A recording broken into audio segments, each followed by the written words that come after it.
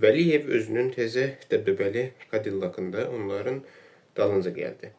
O sükan arxasında əyləşməyi xoşlayırdı. Sürücüsü isə yanında oturmuşdu. Şəripov artıq öz mühafizəçilərini çağırdığı üçün Tələtin xahişi ilə keçib zirehli Mercedesdə Dimanın yanında oturdu.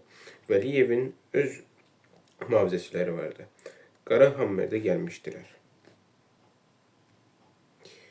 Astor şirkətinin daha iki əməkdaşının əyləşdiyi Audi ilə bərabər xüsusi bir maşın kərvanı yaranmışdı. Avtomobillər şəhər kənarına Vəliyevin göstərdiyi yerə tərəf istiqamət götürdülər. Şəripovun təzə dostu yalan demirdi. Bura çox yaxşı restoran idi. Düzdür, yeməklərin hamısının dadına baxmaq mümkün olmadı. Heç bir mədə bu qədər ağır və bol ət yeməklərinə tab gətirə bilməzdi. Dimay yekəpərliyinə baxmayaraq birinci təslim oldu. Renat mümkün olduğu qədər tab gətirdi. Vəliyev isə hamını ötüb keçdi. Orta boylu, dolu bədənli bir kişi idi. Üfürülmüş rezin şara bənzəyirdi. Çox şən adam idi. Neft biznesi ilə məşğul olurdu. Onları bir məclisdə tanış etmişdilər. Vəliyev hatırlamışdı ki, ilk dəfə bir neçə il əvvəl görüşüblər. O vaxt Renat Şəripov təmənnasız olaraq yeni sahibkar Vəliyev haqqında tərifli bir məqalə yazmışdı. Vəliyev sərt və tələbkar olmağı bacarırdı. O, yeni zəmanənin reallıqlarına uyğun davranırdı. Digər tərəfdən 90 yaşlı anasının qayğısına qalan yaxşı bir oğul idi. Onu Moskvaya öz yanına gətirmişdi və şəfqətlə qulluq edirdi. Qulluğunda dururdu. İqrar Vəliyevlərin 8-ci uşağı və ailənin yeganə oğlu idi.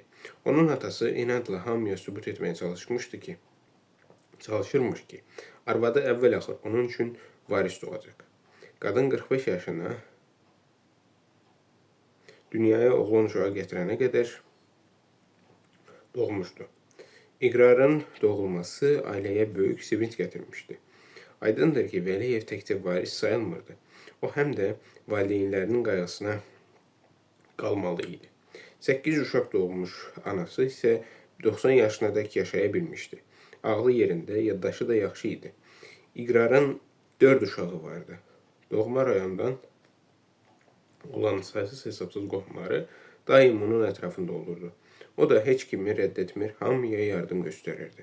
Renat bilirdi ki, Vəliyev könüllü şəkildə Rusiyanın vilayətlərindən birində yerləşən qocalar evinə yardım göstərir. Və bu yardımı nümayiş etdirmək istəmir. Renat bu barədə yazmaq istədiyini deyəndə Vəliyev xahiş etmişdi ki, heç nə yazmasın. Mən inanclı adamam. Qısaca demişdi. Onsuz da günahım çoxdur. Həddən artıq çoxdur. Renat, mən qocalara ona görə kömək edirəm ki, uşaqları, nəvələri yoxdur. Onlar kimsəsizdir. Bəlkə də bunu Allah istəyir. Allah qərarı alıb ki, onlara mən kömək edim. Əgər sən bu barədə yazsan, belə çıxacaq ki, mən o köməyi başqalarının mənim əməllərimdən xəbər tutması üçün edirəm. Bu isə ləyaqətsizlikdir. Çox xahiş edirəm, bu barədə yazma. Renat o haqda heç nə yazmadı. Lakin sahibkarın sözlərini yadında saxladı. Bir neçə il keçdikdən sonra Moskvadakı neftçilər klubunda onları bir-birinə təqdim etdikləri zaman hər ikisi həmin görüşü xatırlamışdı. İqrarın xoşuna gələn bu idi ki, həmin cavan oğlan özünü çox ədəbli və qanacaqlı aparmış, hər hansı bir mükafata işarə də vurmamışdı. Halbuki, belə mövzularda yazılan məqalələr üçün mükafat almaq jurnalistlərin mühitində adi hal kimi qəbul olunurdu. Renatın da öz xeyirxah işlərini nümayiş etdirməyən və ətrafda baş verən hadisələrə sağlam baxışı ilə fərqlənən sahibkardan xoşu gəlmişdi. Tanış olduqları gündən keçən 3 ay ərzində onlar vaxtlarını sayı hesabı bilinməyən və deyəsən şəhərin hər yerində fəaliyyət göstərən, Azərbaycan restoranlarında keçirərək daha da yaxınlaşmışdılar. Restoranların hamısında İqrar Vəliyevin dostları, tanışları vardı. Elə bil Moskvada açılmış bütün restoranların sahibləri onun ya qohumları, ya da dostları, ya dostlarının qohumları, ya da qohumlarının dostları idi. Rinat hərdən ona qibtə edirdi. Şəripov atasını 4 yaşında itirmişdi. Onun qohumlarını demək olar ki, tanımırdı. Ana tərəfdən isə ölmüş və dirilmiş Vladimir Glushenko'dan başqa heç bir qohumu qalmamışdı. Nəhayət səhərə yaxın təxminən saat 6-nın yarısında xaş gətirdilər. Onu dərin boşqablara tökmüşdülər. Yağlı bulyonun qızıl rəngi Dimanı heyran etmişdi. Dima hər zaman əməlli başlı bu zaman əməlli başlı keyflənmişdi. Və gecədən başlayıb səhər yeməyinədək uzanan qonaqlığın hər yeni əlavəsi onu mütəəssir edirdi. Vəliyev demək olar ki, içmirdi. O Moskvaya gəldiyi ilk gündən bəri özünü hərdən bir qədəh araq ya da yarım stəkan qırmızı şərabla kifayətlənməyə alışdırmışdı. Amma xaşın yanında araq içməmək mümkün deyildi. Yeməyə başlamazdan əvvəl xaşa əzilmiş sarımsaq və bir qaşıq sirkə əlavə etmək, zövqə görə duz və istiot vurmaq lazım idi. Bundan əlavə süfrəyə təzə nar, turşuya qoyulmuş badımcan və biber, duzlu xiyar və kələm verilirdi. İsti çörək də bu yeməyin yanındakı dadlı əlavələrdən idi. Rinat sarımsağı görəndə içini çəkdi. Təsəvvür edə bilmirdi ki, onu yedikdən sonra az sonra necə gedəcək. Lakin artıq baş verənlərə obyektiv qiymət verəcək halda deyildi. O, itaətlə yeməyin içinə bol sarımsaq və sirkə tökdü. Bir saat keçdikdən sonra Şəripov tamamilə süst, tox və demək olar ki, xoşbəxt halda masanın arxasında oturub riqqətlə süfrə yoldaşlarının üzünə baxırdı. Dima Sizov bərk qızarmışdı. İçki öz təsirini göstərirdi. O, öz hərəkətlərini çətinliklə idarə edir, axmaq gülümsəyirdi. Vəliyev isə özünü tox tutsa da gözlərinin axmasından onun da qədərindən artıq içdiyi bilinirdi. Əlbəttə, o Sizova nisbətən çox az içmişdi. Əks halda huşunu itirə bilərdi. Amma qəbul etdiyi içkinin kəmiyyət və keyfiyyəti yenə də özünü bir üzdə verirdi. Elə bu yerdə Dima ehtiyatsızlıq edib səhvə yol verdi. İçək gözəl qadınların sağlığına təklif etdi. Qoy onlar daim bizi sevindirsinlər və valeh etsinlər. Bu sağlığı hamı bəyəndi.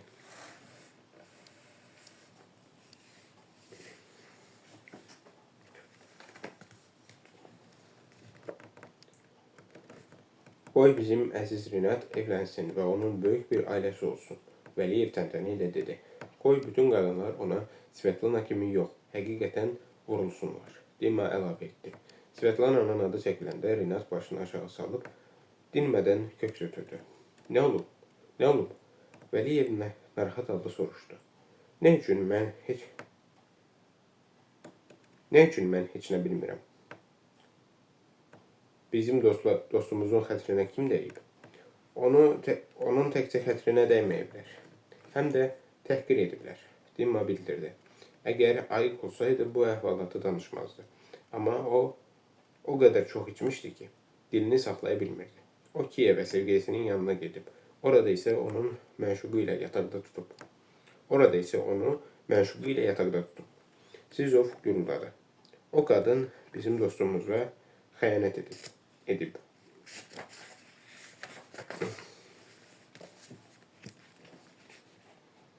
Bəs sən nə etdin? Vəliyev maraqla soruşdu. Heç nə. Üzümü çevirib getdim. Rinat kədərlə cavab verdi. Ax, Vəliyev dişlərini qızadı. Səni təhqir ediblər. Yatağına yad adam girib. Sən də elə belə çıxıb getmisən. Onda sən necə kişisən? Bəs nə etməliydim? Geçmiş sevgilimlə onun məşuqunu doğramalıydım. Sonra da həbsə düşməliydim. Məni göndərərdilər Mikhail Xodorkovski, Rusiyalı sahibkar, ictimai siyasi publisist. Mənimsəmə və vergidən yayınma ittihamları ilə mühakimə olunub. Hazırda Rusiyadan xaricdə yaşayır. Yanına. Həbsxanada bir milyarder yatır. Mən də olardım ikincisi. Bu mənim nəyimə lazımdır? Kim deyir ki, doğramalıydın? Vəliyev üzünü turşutdu. İndi başqa zamanadır. İndi doğramaq olmaz. Adamı başa düşməzlər. İndi hətta Çeçenistanda da qan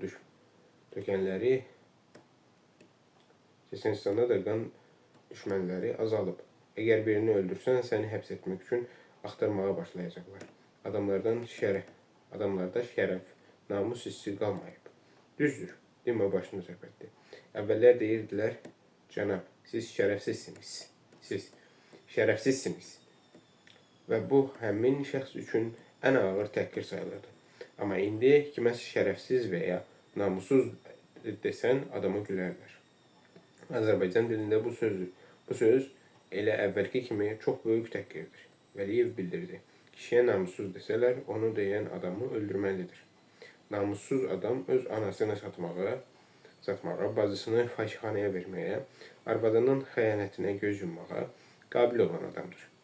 Belə şeydən sonra yaşamaq olmaz. Belə dəhşətli sözlər danışmaq lazım deyil. Dima fikirləşib dedi. Heç kim Renatı ittiham etmir. O ümumiyyətlə fikir eləməli deyil. Mən həmişə deyirdim ki, o qadını yalnız sənin pulun maraqlandırır.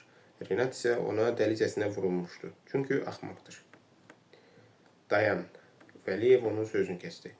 Elə demə. Onsuz da indi onun üçün ağırdır. Deməli, o sənin rəsmi nişanlın deyildi. İndi bu da mənə rəsmi saxladığın arvad arasındakı fərqi başa salmaq üçün mühazirə oxuyacaq. Renat Gülşenkonun sözlərini xatırlayıb üzünü turşutdu. Hamısının bu əlaqələrdən elə yaxşı başa çıxır ki, hətta məni də öyrətmək istəyirlər. Yox, nişanlım deyildi. Şərikov təsdiqlədi. Biz onunla elə-belə görüşürdük. Amma o səni aldatdı. Vəliyev yekunlaşdırdı. Hə, belə olmaz. İqrar Vəliyev qətiyyətlə dedi. Sən bunu bağışlamalı deyilsən. Mən artıq onu unutmuşam. Qoy istədiyi kimi yaşasın. Bu doğrudur, amma yenə də onu bağışlamaq olmaz. Sən ondan qisas almalısan. Aha, düz deyirsən. Əlimə bıçaq götürüb onun evinə soxulacaqam. Ya da mühafizəçilərimə deyəcəyim ki, həmin gitarçını güllələsinlər. Özün deyirsən ki, indi başqa zamandır. Yaxşısı budur ki, mən daha onunla görüşməyim. Ona pul xərcləməyim. Bu onun üçün ən böyük cəzadır. Yox, bu cəza deyil. Vəliyev razılaşmadı. Qız özünə başqa bir sərvətli kişi tapacaq. O cür qadınlar heç vaxt tək qalmır. Onlar özlərinə varlı kişi tapmağı bacarırlar. Yox, belə olmaz. Sən qisas almalısan ki, o öz yerini bilsin. Səni yadında saxlasın.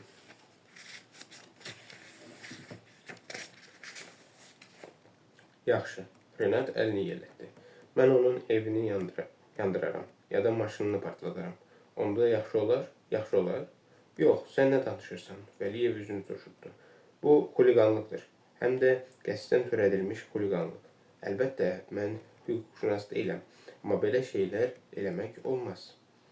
Hamı dərhal başa düşər ki, bunu sən təşkil etmisən. Başını bu cür bəlaya soxmaq sənin nəyinə lazımdır? Bura bax, İqrar.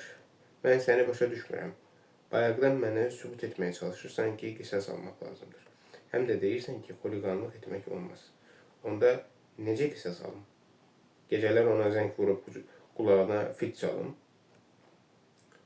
Amma bu da xuliqanlıqdır. Düzdür, bu xırda xuliqanlıq olur. Bəlkə qapısına necə sürdüm? Sən mənə nə məsləhət görürsən? Özün jurnalistsən, amma heç fantaziyan yoxdur. Vəliyev incidi. Qulağa fit çalmaq nədir? Məgər sən qadınsan? Atılmış qadınlar zəng edib telefonda ağlayar. Mən sənə başqa bir plan təklif edirəm. Bu cinayət deyil, tamamilə qanunidir və olduqca xoş bir şeydir. Elə bir şeydir ki, onu ürəyindən yaralayacaq və səni heç vaxt yadından çıxarmayacaq. O nə plandır? Onun yaxın rəfiqəsi varmı? Yadına sal, onun ən yaxın rəfiqəsi kimdir? Yəqin ki, Maltoşetçi qrupundan olan Lina. Belə qəşəng bədənli, qarasız qızdır. İri döşləri var, amma məncə süni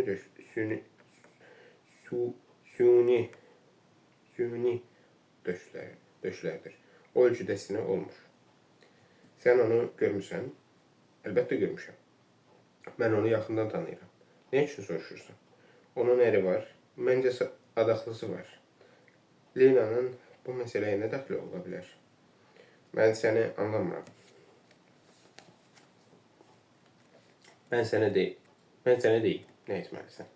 İqrar Vəliyevin sifəti qızardı. Sən qisas almalısan. Amma bunu elə etməlisən ki, o qadının ucbatından həbsə düşməyəsən. Həmin qadın öz calvacısı ilə yatıb və sənin ürəyini yaralayıb. Sən ondan da pis yarala. Onun ən yaxın rəfiqəsi ilə yat. Həm də elə et ki, keçmiş sevgilim bundan xəbər tutsun.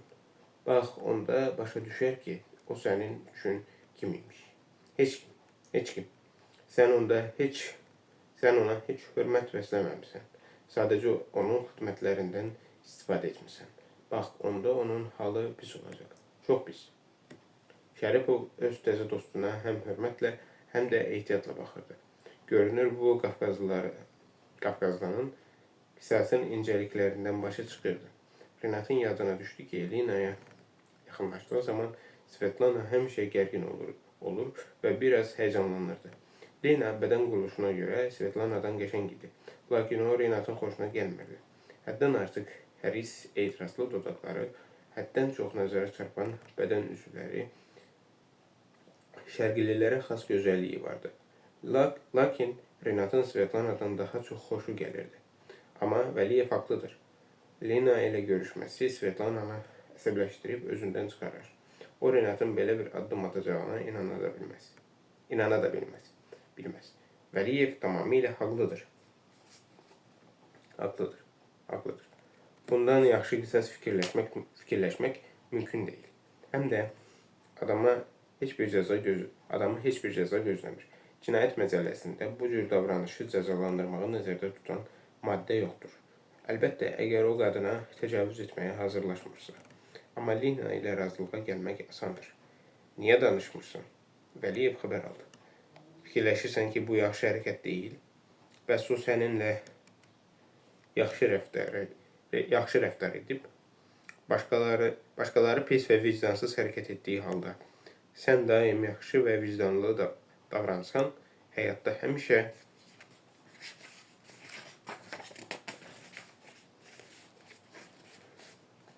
uduzacaqsan. Təkcə yaxşılıq etməklə həyatda qalib gəlmək mümkün deyil. Belə olmur. Niccolo Machiavelli, İtalyan filosofu və siyasi xadimi. 15-16-cı əsrlər. Machiavelli də bunu deyirdi. Dima başını qaldırıb dedi. O ağıllı adam olub. Vəliyev razılaşdı. Mən bunu sənə bir kişi kimi deyirəm. Sevimli arvadına görə, bacının yaxud qızının namusuna, anana, dostuna, nəslinə, torpağına, vətəninə görə həbsə düşmək olar. Amma sənə xəyanət edən bir müğənni qadının ucbatından başını bəlaya soxmağa dəyməz. Həm də bu düzgün olmaz. Rəsul Həmzatov deyirdi ki, yiğit yalnız iki halda döyüşür. Dima yenə söhbətə qarışdı. Sevdiyi qadından ötürü, bir də Həmzatov, Avar əsili Sovet və Rusça şairi. Deyirdi ki, yiğit yalnız iki halda döyüşür. Dima yenə söhbətə qarışdı. Sevdiyi qadından ötürü, bir də öz torpağı uğrunda. Başqa hallarda yalnız Xoruzlar döyüşür. Xoruzlar döyüşür. Çox yaxşı deyib. Vəliyev şadlandı. Bax, görürsənmi? Ağıllı adamların sözlərinə qulaq asmaq lazımdır. Renat saata baxdı. Artıq 9'a işləyirdi. Svetlana'nın dediyinə görə onlar dünən Moskvaya qayıtmalı idilər. Əgər artıq qayıdıblarsa, deməli hazırda Lina evdə olmalıdır. İndi onun ev telefonunu tapmaq lazımdır. Kimə zəng edib öyrənmək olar? Əlbəttə ki, Tamaraya. Əlbəttə ki, Tamaraya. O, istənilən adamın telefon nömrəsini tapa bilər. Renat telefonu çıxarıb Tamaraya zəng vurdu. Xeyli gözlədikdən sonra nəhayət onun yuxulu səsini eşitdi. Sabahınız xeyir. Siz artıq yuxudan oyanmısınız, ya hələ yatmamışsınız? Yatmamışsınız. Hələ yatmamışam. Renat cavab verdi. Sənə təcili tapşırığım var. Tez ol, mənim üçün Lina'nın telefon nömrəsini tap. Valdo Stetso qrupundakı qarasaz qızın. Bunu Svetadan soruşsanız daha yaxşı olar. Tamara dərhal cavab verdi. Axı onlar yaxın rəfiqədir. Oy, bağışlayın. Siz necə dediniz? Sizə onun telefon nömrəsi lazımdır. Bu dəqiqə öyrənib sizə zəng vuraram. Tamara'nın fəhminə söz ola bilməz. O dərhal anlamışdı ki, Şəripov Lina'nın telefon nömrəsini onun rəfiqəsindən soruşmaq lazım bilmirsə, deməli, həmin nömrə onun özünə lazımdır. Bu səbəbdən də bir anın içində sözünü düzəltmişdi. İndi zəng vuracaq. Renat həmsöhbətlərinin üzünə baxaraq bildirdi. Əhsən, düz elədin. Vəliyev başını tərpətdi. Belə lazımdır. Lazım deyil. Dima birdən içini çəkdi. Bu iğrənc işdir. Həm də ağılsızlıqdır. Bu cürdən tamaşa düzəltmək sənin nəyinə lazımdır? Axı bu nə üçündür? Bunu fikrindən çıxar. Necə yəni fikrindən çıxar? Çıxart. Vəliyev özünü saxlaya bilmədi. Sabah o qadın bütün şəhərə zər çəkəcək ki, Renatdan pul alıb. Həm də öz çalğıçısı ilə yatıb. Belə çıxır ki, pulun öz yeri var, sevişməyin də öz yeri. Hə, əlbəttə, siz o başını tərpətdi. Katletin öz yeri var, Mirsəyin də öz yeri. İndi katlet kimdir, Mirsək kim? Vəliyev hirsləndi. Renat, katlet olur. Katlet olur, yoxsa Mirsək? Sən haqlı deyilsən. Renat dostu Dimaya müraciətlə dedi. Sənin sevimli Çexovun xəyanətkar qadın haqda deyib ki, o kiminsə əlində saxlayıb köhnəltdiyi soyuq katleti xatırladır.